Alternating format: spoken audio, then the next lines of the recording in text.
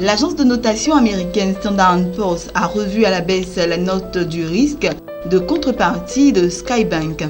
Sa nouvelle analyse enfonce le groupe bancaire nigérian dans la catégorie extrême spéculative C++ sur le long terme et C sur le court terme.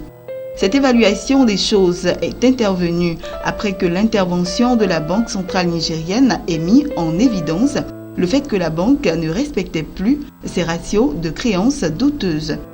Dans ce contexte, le conseil d'administration de Skybank et ses principaux dirigeants ont été révoqués, mais il n'existe actuellement aucun plan clair qui expliquerait comment la banque va surmonter cette difficulté.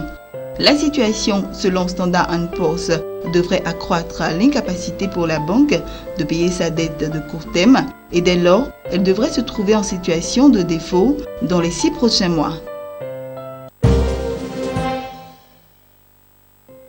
Après avoir enregistré une progression annuelle moyenne de 5% entre 2007 et 2014, l'activité des gestionnaires d'actifs dans la région Afrique et Moyen-Orient a connu une forte régression en 2015.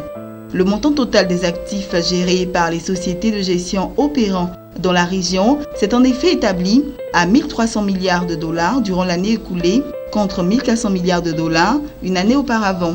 À l'échelle mondiale, l'année 2015 a été pire depuis la crise financière de 2008 pour les gestionnaires d'actifs dont les encours sous gestion n'ont progressé que de 1% l'année dernière. Ces encours sont passés de 70 500 milliards de dollars en 2014 à 71 400 milliards de dollars en 2015, après une hausse de 8% en 2014 et une croissance annuelle moyenne de 5% entre 2007 et 2014. Un autre facteur qui explique aussi cette performance très modeste, le rebond du dollar américain qui a pesé sur la valeur des actifs non américains exprimés en billets verts. Les sociétés d'assurance devront bientôt se recapitaliser au Nigeria afin de mieux se positionner dans les nouveaux défis de leur environnement économique et les nouvelles exigences de la régulation. L'information est donnée par le ministre des Finances à l'occasion d'une rencontre des acteurs du secteur. Selon des données relevées par le ministère des Finances, les entreprises d'assurance sont des entreprises financières les moins capitalisées au Nigeria. Dans le cadre de ces réformes, les autorités nigériennes souhaitent voir émerger des sociétés d'assurance plus larges avec une plus grande capacité d'intervention, notamment dans des secteurs à haut besoin de capitaux comme celui de l'énergie électrique et du pétrole.